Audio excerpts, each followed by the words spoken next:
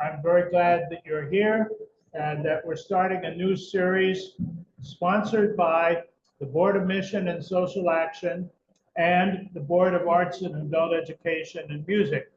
And this is Labor Day weekend, so we start with a good friend of Claremont, Mark Ramos, who is the executive of the Grocers Union, whose office is on Arrow, and who represents a whole lot of people who live in our area and the places where all of us do business and are so grateful to have good wages and hours and working conditions for the people that we use when we go shopping.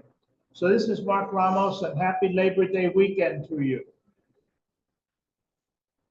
Brother, I think the way to start is with you personally, and then we'll go on to the world of labor and politics. But how did you end up leading labor union? Your own personal story for a couple of minutes. Well, Gene, it's a long story. I've been a USW member for 38 years now, and I'm going to start kind of where my story begins in East LA, in the projects of Maravilla. I thought they had a mic for us. Yeah. Now that I think about it. I can talk loud. Okay, talk loud.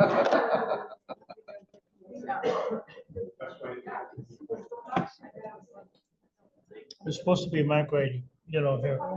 This isn't a mic. It's a person. I'm looking to go see if Nancy knows. You see one? Yeah, if you're left.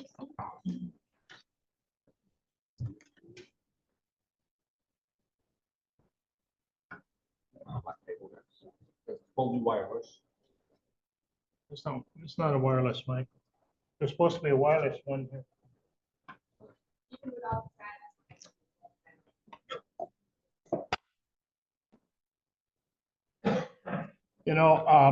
Most Sundays, the person who actually does the setup in here is Jacob, but he's not here today.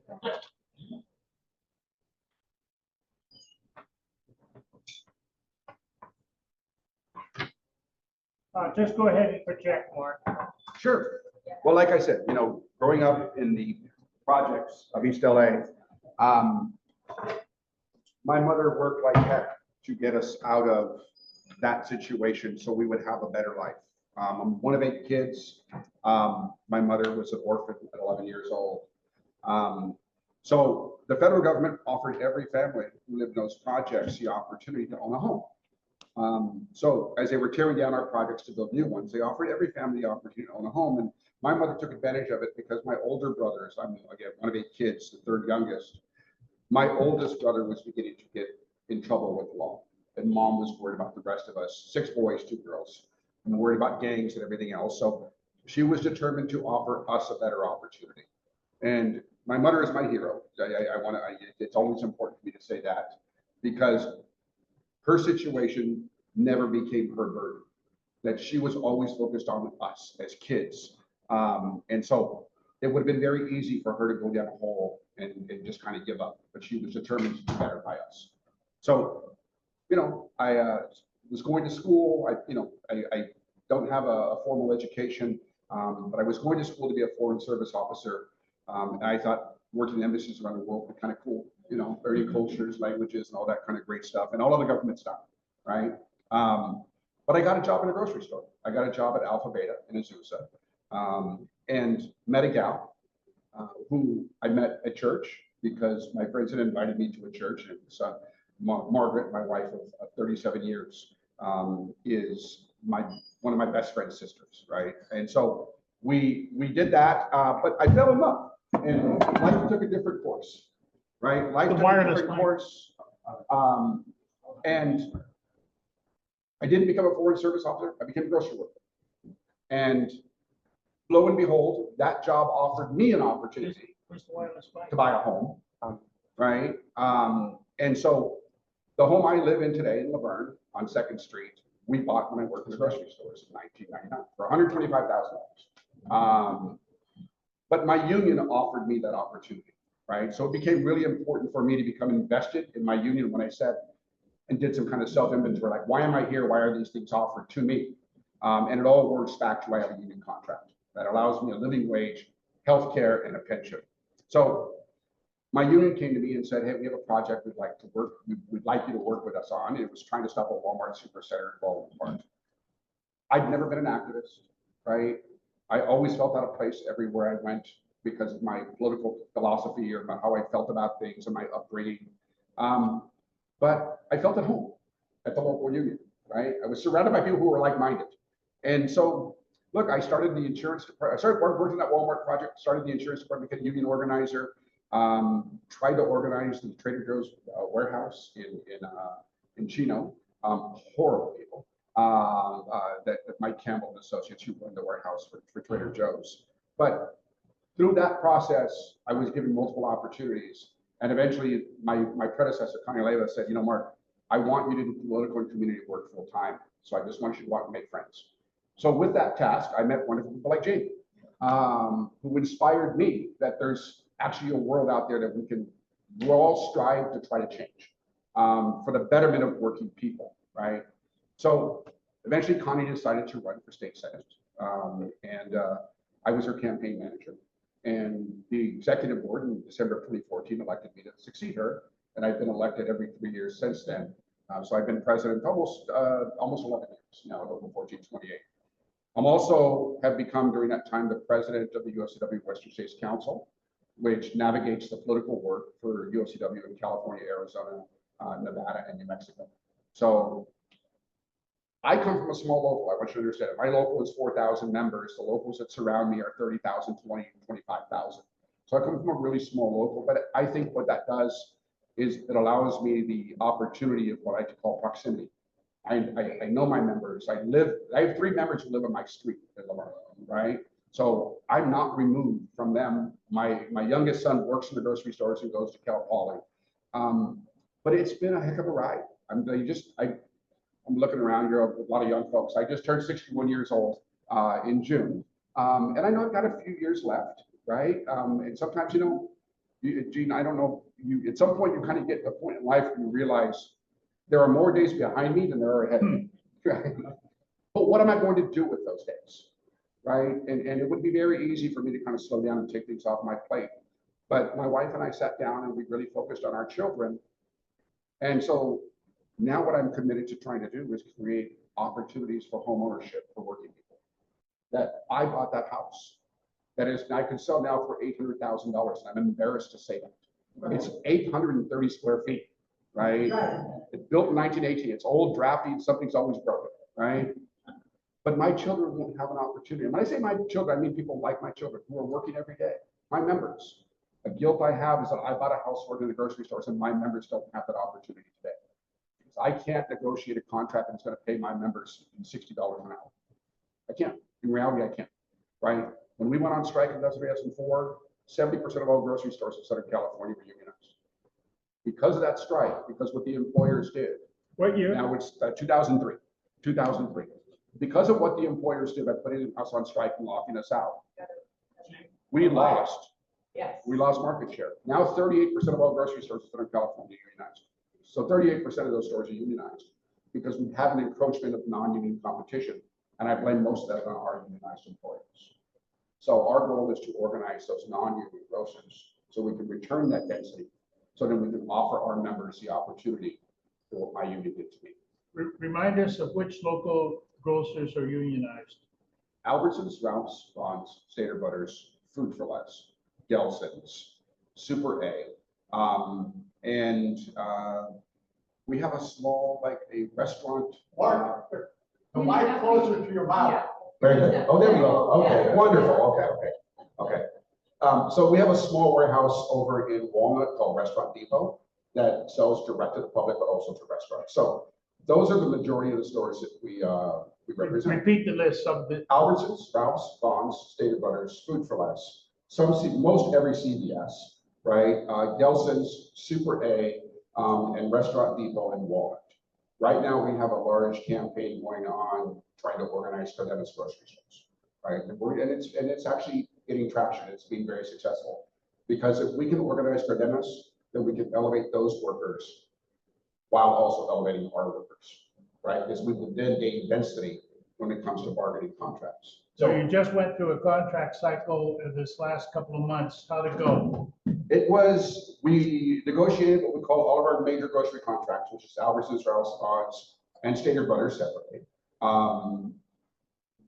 We never get everything we want, right?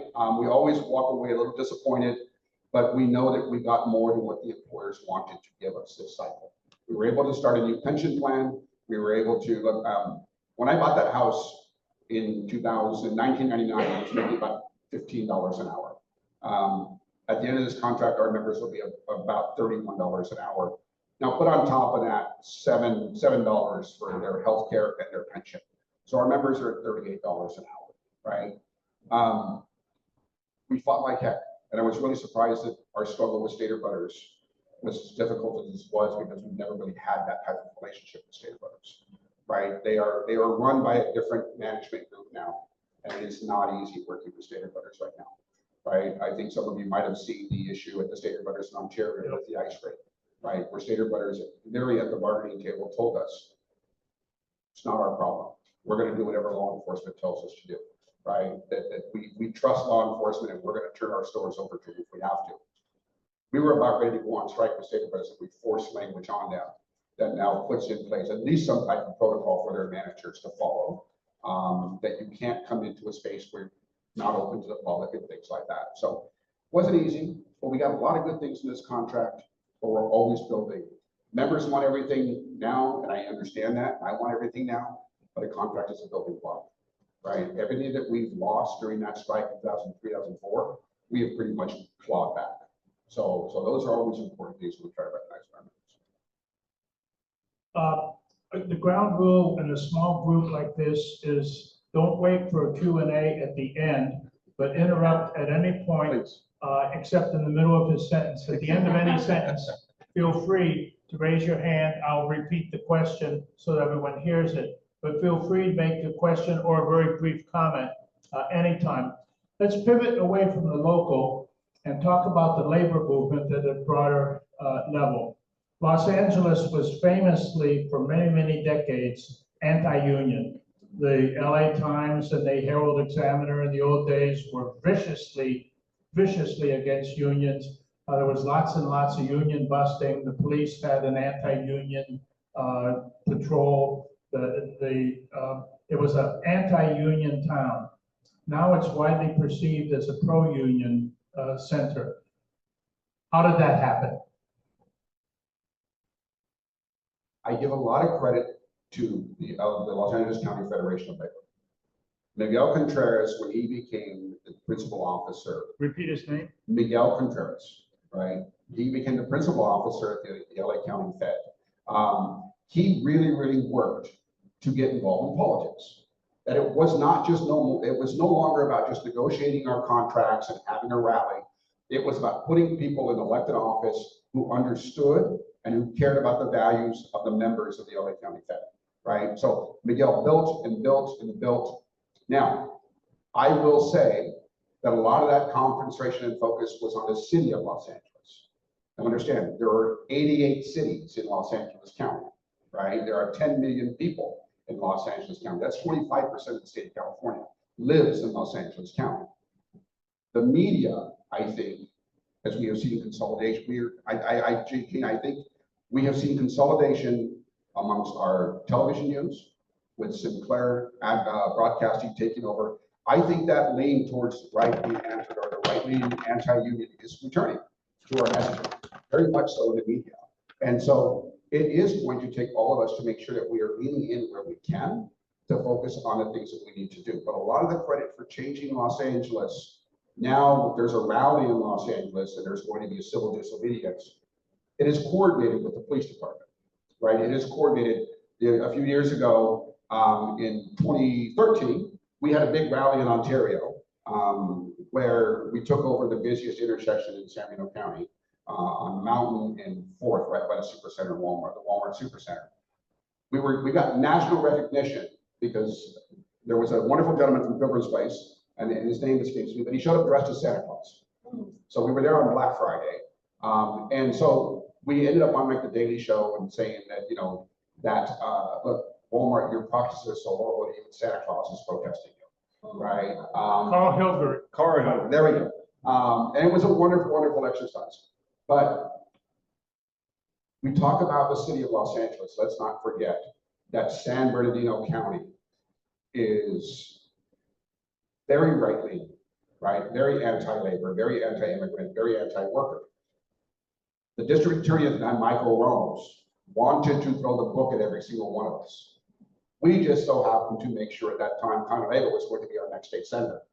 And so Connie Leyva was able to have conversations with Michael Ramos, telling him, is this really the relationship you want to have with me as your state senator? So he was able to back off and just let us go, because San Bernardino County, at the same time, there were people chaining themselves to the Immigration Detention Center in Adelanto. Michael Ramos was not used to having civil disobedience actions in San Bernardino County, right? So we really, really pushed the envelope on things, and they were determined to squash it and not let it happen. But because of all the good work, people like Ben Wood doing the good work, I bet, doing the good work and doing the right amount of agitating, right, to show San Bernardino County that we're here, we're not going away. So we talk about Los Angeles, but let's not forget about to the east either, right?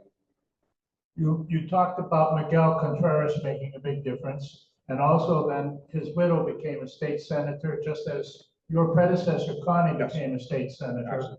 And this is part of how labor changed from an anti-union environment to a, for the time being, a better environment. This is a self-interested question, where did Miguel Contreras get his training in community organizing? A lot of it happened during the farm worker struggle, right? Maria Elena Grasso, his widow, right? They all kind of came up through the same organizations, which was around helping the farm workers, especially in the 70s in Los Angeles, with the Chicano moratorium, right? The Richard Salazar riots. I lived through all those things when we lived in the projects in East Los Angeles. But they all kind of came up through the Chicano power movement and organized. They went and got their educations. Maria Elena went to the People's College and got her law degree. Right? Everyone started focusing the idea of, while organizing on a grand scale is wonderful, organizing block by block is more powerful, right? When I talk about my mother in 1972, my very first political action was, again, I'm one of 8 kids. Mom kept me out of school one day, which was an incredible experience. I got my mom all to myself the whole day, right? But we went door to door in 1972, registering the mothers to vote. Right? Because she kept telling them, it's our boys that are going to Vietnam. It's our boys that are dying, right? We have to vote. And she also talked to a lot of young voters, because that was also the first year 18-year-olds could vote, right? So she made sure that she was communicating these things. And so she started a Maravillas Mothers Club to bring resources into the projects in East LA, right? So a lot of the stuff that I do really just links back to Mom. Right? Just kind of expanding on her work. And then that's when I say that she was my hero, right? Because she never gave up trying to move us forward. 4 years earlier than that, door-to-door work, the labor and farm worker movement, Chicano movement, was working for Bobby Kennedy in the primary so diligently that there were precincts in East LA where every single voter in the Democratic primary voted for Bobby. Every single voter, because of the door-to-door work, and that the precincts were way, way above in the number of eligible people who vote, the percentage of voting, and it was the door-to-door work that was done at that time. Yes, a comment, question? Well, I'm more interested in the present. The history is great. I heard a thing this morning that I found very disturbing, and I think it was borne out in the election. And that is that the supporters of democracy are predominantly 65 and older, and that the 18 to 39 contingent, only like 24% support democracy or think in those terms. The authoritarianism is much more relevant to their thought processing. And when we go to these protests that we had earlier this year, what you see is this room, this audience. What is the future?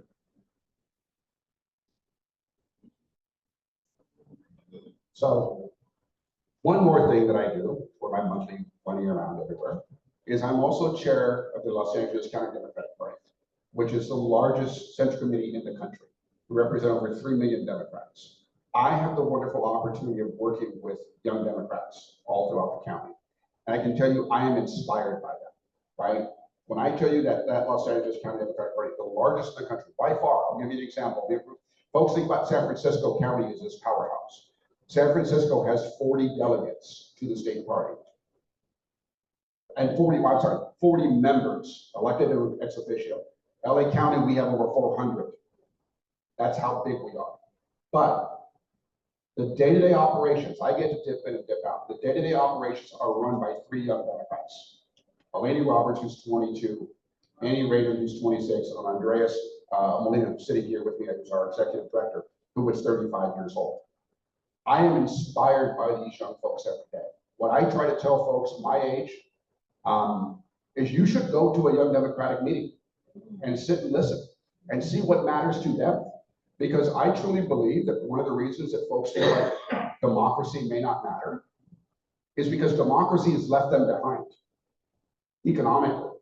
They will not realize the American dream like so many of us had the opportunity to realize. So I think working people, young people are frustrated. They're stuck in a perpetual cycle of renter and never being able to grow their own generational wealth or own a home. And I think they are looking for options. And when you have someone, I love Kamala Harris, voted for her, worked my butt off for her, right? But when she says something like, I'm going after the price gougers, I know what it means. I don't really know what it means. When Donald Trump says, I'm coming after every single person who hurt you, and I'm going to lower your grocery prices and make homes more affordable on day one. We all know it's a lie. But I think people are so desperate that they're willing to try something. And that's the scary part, right? That's the scary part. But that's why I like working with the young Democrats. And to be honest with you, I actually really do not like the word young Democrats. Because Andreas is 35 years old, has a master's degree, right? Has a family. Anissa Raya, who is the president of the County Young Dems, is the policy director for Tim McOsker for the LA City Council. She is writing heavy policy every day and directing his office on policy. The idea that we call them young to somewhat diminish them, I really don't like.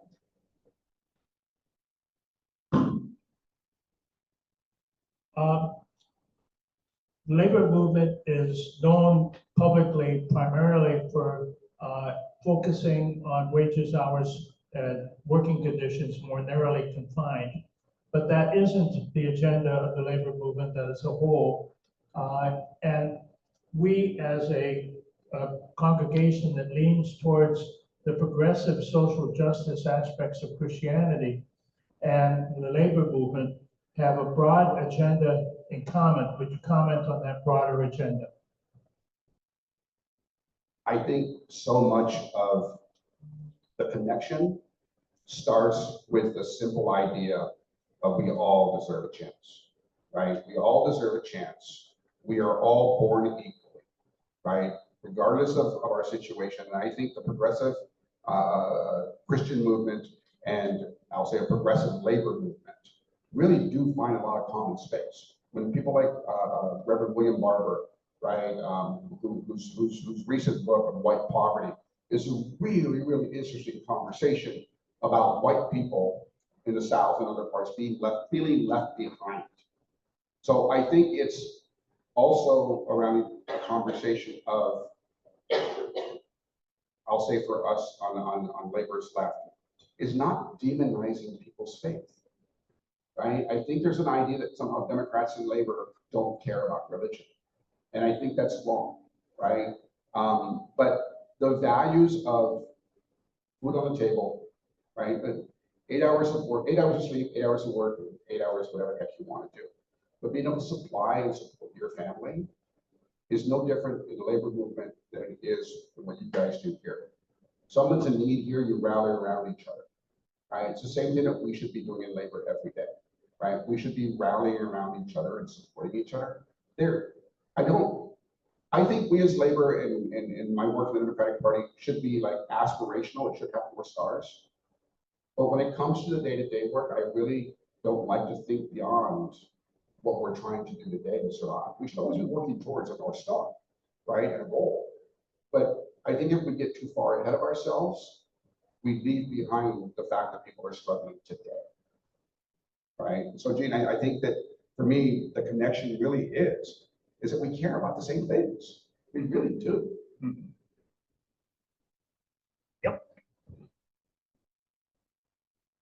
So much is changing right now with AI and automation and that kind of thing. How do you balance the needs of today's laborers with kind of thinking about future laborers and the circumstances that they're going to be? Well, one example is what we call in the grocery stores, what we call dynamic pricing, right? That pricing can change from 4:59 to 5 p.m. because shopping patterns change. Price can go up or price can go down, right? Or depending on who you are and your buying habits, higher or lower, right? That is why the companies want to move to electronic shelf tags, because then they can manipulate the price that much faster. There is working with folks, my oldest child is a sound and lighting engineer, member of IATSE Local 33, does live entertainment. The encroachment of AI into that space, right? The auto tune and everything else. She is really, really good at working with sound. She's incredible here. But it's those things. The idea of working with folks in the entertainment industry, when it comes to drawing, what do they call them when whether it's drawings or whatever, right? They kind of lay a movie out on a board and they show each scene, right? Those things, as you begin to see the encroachment of AI into this space, right? Self-driving trucks, right? You see the Teamsters. For us in the grocery industry, I think we've been staring at AI ever since we put those little barcodes on products and you scanned it, right? And you scanned it, right? Look, when the ATMs first came around, a bank teller's job was a middle-class job. It was predominantly women who did it, but they did it to support their families. ATMs, we've been seeing this encroachment for decades, right? And when you see people like Ted Cruz from Texas who say, I want unlimited restraint on AI for 10 years, that's really scary stuff. When you see what it can do and how it's being manipulated to exploit people and create scenes and everything, I think for us in labor, it really is, we have to fight to protect our work, but we cannot ignore the future either. Because I like to say, we don't want to be the buggy whip union, right? We don't want to be the hand crankers for the engines. We have to adapt to the future while protecting our work and protecting people's privacy and everything else that comes along with it. And it's a struggle, and I don't see it getting any easier. We just have to, I think us in labor, when it comes to things like AI, it's a futuristic idea. We have to think forward, not about today.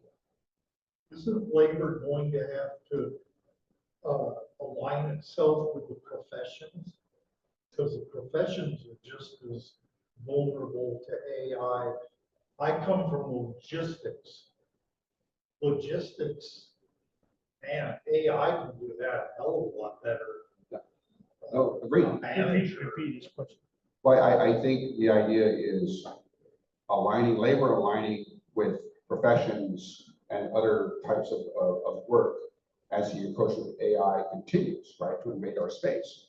These massive Amazon warehouses you've seen built, right, 500,000 square feet. There might be 10 people who work in them, right? Some of these warehouses. It's a lot of people working to put it up, but there aren't. You look at those, drive by those warehouses down in Chino and stuff, and look at how many actual cars are parked in the parking lot. There aren't a lot, right? There aren't a lot because a lot of it is being automated. For us, again, it's every single piece of encroachment. Look, in labor, there are a lot of professionals who are unionized. Architects are unionized, right? In our government work, well, you know, yeah, but there is also a union called OPEIU, Office Professional Employees International Union. And they represent a lot of clerical workers and office workers in various states. So labor is really big and diverse, but it's also important to understand that none of us are the same, right? None of us, we are, at USCW, we are very different than Teamsters, although we work in very common spaces, right? And what's a priority to us in the USCW may not be a priority to the firefighters, right? So it is also the idea of getting us to set aside some more self-interest sometimes, finding the common space, getting our wins. I like to say that, especially like in Democratic Party, that we agree on about 95% of everything, right? We continue to let the 5% divide us. Let's win and then get back to fighting each other, right? But we have to win because we have to defeat people like Donald Trump. In working on housing, there's an old conflict that gets used to divide and conquer, environment against labor. And that shows up also in legislation that divides Democrats at the state level. How do you get past a conflict, a ginned up, orchestrated conflict between people who care about protecting the environment and people who care about worker rights? Housing is the #1 issue amongst most everybody in the state of California. The affordability of it, the accessibility to it. When we talk about building large housing projects, look, the LA County Fairgrounds, I don't know if you know this, is looking to reimagine the fairgrounds and build 10,000 housing units on the fairgrounds, right? I live in Laverne. We're a city of about 32,000 people. That's a whole city, right? But it's going to need all the infrastructure, right? So the fairgrounds and their general counsel approached me. And we are going to have, I'm not going to lie, there are people in Benicia Hills who are going to push back because they don't want what we call the light noise, right? But at some point, we have to, as a homeowner, at what point are we willing to say, you know what, somebody else deserves a chance at this? The city of Burbank for years, I think over a 10-year period, the city of Burbank had built 9 housing units. 9. We are so far behind in building housing units and creating the opportunity. I understand, you know, SB 79, right? There's issues with it, but the idea of building housing, the reason that you're having to build 5, 6-story housing units next to metro outlets is because you can't build it anywhere else because folks don't want it built there, right? I always found it interesting, a place like Altadena, which was basically created because it was redlined. And families of color lived there because they couldn't live anywhere else. But then suddenly when they got their own and they earned their own wealth, they were like, well, now we don't want housing here. Right? It's those types of things that we have to be willing to set aside our own self-interest and say, are we really in it for the greater good, or are we in it for me? And I really think in this country, there was a time if my neighbor came to me and said, you know, we just got sick days at work. I said, man, that's incredible. How did you do that? Now we say, why do you have it? I don't have it. Why should you have it? Right? And we project our own losses onto others. So until we get back to the idea that we are one country, regardless of where we come from, regardless of what we look like, right? And we're here to elevate each other, that's going to be our struggle. Yeah, brother. I remember a couple of years back, maybe 5 or 10 years ago, 1428 was instrumental in ushering in some of these cannabis dispensaries into city of Pomona, and was also involved in organizing the cannabis workers. And also there was some effort to make sure that there was equity towards the people who have been harmed by the drug war over this past, 100 years or so. I think the people in the room would be really interested to learn a little bit about that.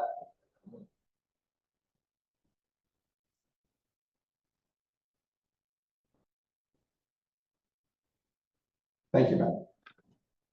The city of Pomona at one point had about 20 illegal cannabis dispensaries around town, right? We worked with the city council because someone had put a ballot measure forward that was really bad, right?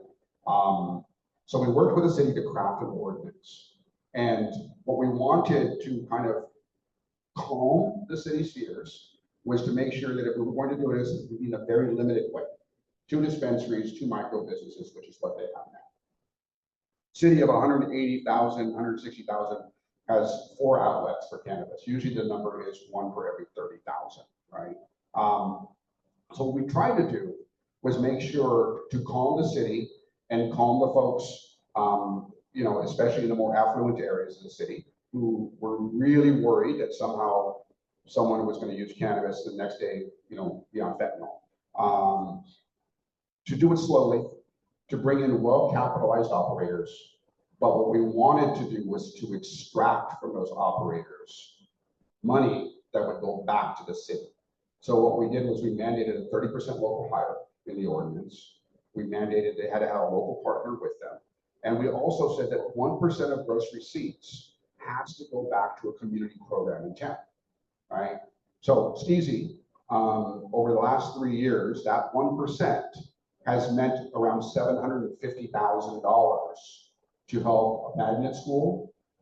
Catalyst, with their money, they're using it to redo a swimming pool that's been closed for over a decade, right? So when I say, again, that $750,000, that's $75 million in cannabis sales, right? So we worked really hard to make sure, because what I didn't want is, look, the idea of social equity to me, I actually prefer the term societal equity. The idea of social equity is creating an owner or a capitalist who is going to run the shop and take the money for themselves. Great, maybe that person's been harmed by the war on drugs with incarceration or something like that. But in reality, the whole community has been harmed by the war on drugs, right? My oldest brother I told you about earlier, his first arrest in 1971 was for a dime bag of weed, right? That was found on the floorboard of the passenger side out in open daylight. But it started a pattern of recidivism. A community is harmed by the war on drugs. So what we wanted to do was to extract that 1% from the operators and make sure that money washed itself through the community to uplift the community as a whole, and not just kind of one person as the owner, right? I didn't see that as really, while the narrative of someone going to prison and finding reform is wonderful, I'm going to go back to the community at large was harmed by the over-policing on these things. Like I told you about my brother. My brother, that story happens to my brother in Brentwood. He probably just gets a ride home from the police and gets to play with the sirens, right? Gets dropped off at home. But because it happened in the projects in Los Angeles, my brother went to prison. As we get to the last 3 or 4 minutes, would you tell us again your name and about the backdrop that we're looking at? It's beautiful, by the way. Hi, my name is Leah Rayburn, and I made that backdrop in order to uplift, because I'm especially maybe for the region that we had around what's happening with to our families, our Latino and other immigrant families. I'm an immigrant myself, but I'm white, which makes a lot of difference. But I have many friends that are considered family that are Latino or other immigrants, and I just wanted to create something that shows our love and support, because I believe we need a lot of positivity as well. There's a lot of stuff's happening that is bringing us down, and I wanted to create something that uplifts and shows our connection to community.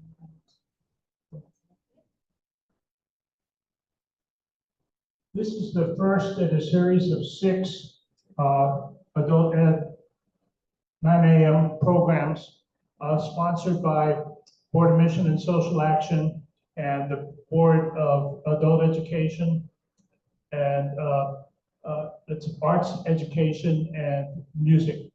And next week, the guest will be Jed Liano, whose staff job is the senior policy advisor to Inner City Law Center, and who has a couple of side gigs, one of which is He's a member of the City Council of Claremont. He is also the chair of a very important regional government level work on housing and related issues. And his topic is having to do with policy, politics, and poverty, focused on the big issues related to poverty. The third week, our guest will be Jennifer Stark, member of City Council representing this neighborhood where we are located, and myself, and we'll be talking about a major proposed development in homeless services sponsored by Claremont United Church of Christ. The word proposed is important to what I just said, including the start of a major parking program, safe parking program, which would be the first one in the Pomona or San Gabriel, West San Gabriel, Pomona Valley or East San Gabriel Valley. It would be the first safe parking program. We have far more people living in cars in our community than we do walking around with shopping carts. And right now, there is no safe parking program anywhere around, and it's against the law to park on the street overnight. So we're proposing a very major program sponsored by this church. That will be the topic, the third Sunday morning in this series. Then we'll also be talking about the various partners that BOMSA is working with that we are supporting as a church, so that we get more introduced to the health and welfare and social justice and international refugee assistance programs that our church is sponsoring. We'll have that included in this series of 6. So please help spread the word. Let's fill up the room for this series sponsored by the Board of Mission and Social Action and the Board of Arts Education. I'll get it out of my mouth yet, and music. Any closing remarks you would like to say to Mark, or Mark wanted to say to you, and then we have to end in the next couple of minutes. Well, first, I would just say thank you for the opportunity. I really, really appreciate it. And I'm glad I'm before Jed and not after Jed and Jennifer, because they're incredible dynamic speakers, and I'm sure it's going to be very educational for you all. Again, I just want to thank you for the opportunity. It's important for me to come speak to anybody, anywhere, anytime, because I think we are in a moment in time in this country where we've entered darkness, right? And I said this to somebody else earlier. We have entered darkness, but it is important that we stay connected in our churches and our community organizations and our unions. But my union, my members are 35% registered Republicans, right? So when we talk about issues, not party, issues, we have to stay connected. We have to stand side by side in these troubling times. Because as we enter this darkness and they try to divide us, I mentioned my daughter earlier. My oldest child is a transgender woman. To see the demonization happening around the transgender community around this shooting that happened, right? The one common denominator in every mass shooting is a gun. Yeah. That is the common denominator, right? The idea that people want to look at my daughter differently, treat her differently, or isolate her, or refuse to let her be herself, angers me to no end. But I say all that is I'm not going to let them peel my daughter off from me. And I don't want them to let them peel you off from me either. As we enter this darkness, let's stay together, because I truly, truly believe we will emerge into the light, but let's do it together, right? Which is why we have to, and I'm going to make a political pitch here, Gene. Please support Prop 50 for the redistricting in California. It is not about gerrymandering. It is about the attack on our democracy by a federal government, whether it's workers' rights, women's rights, or religious rights. All of those things are being taken from us. And if California does not do something to make sure our voices are heard on equal measure, our voices will only be diminished. So let's stay focused. Let's go out and do the work. Keep showing up in the rallies, letting great people be here. Just please keep the good work. And again, I've grown to be more optimistic as I've gotten older, right? I wake up every day saying, today is the day, today's the day, today's the day we make a difference. Most days I go to bed knowing I didn't make a difference, right? But before I fall asleep, I get to tell myself, but tomorrow I have another chance. Thank you.